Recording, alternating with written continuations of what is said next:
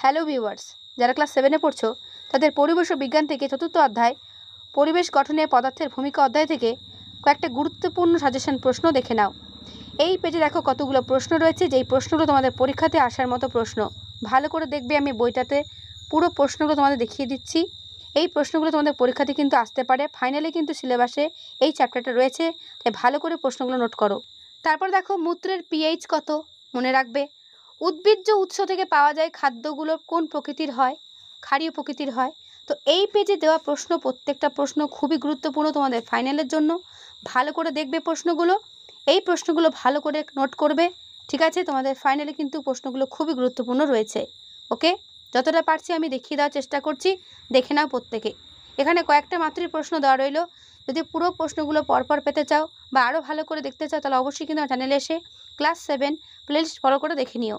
সেখানে সমস্ত সাবজেক্টের ভিডিও দেওয়া রয়েছে। ওকে, আর যদি ভালো লেগে থাকে একটা লাইক করো ও বন্ধুদের কাছে শেয়ার করে দিও।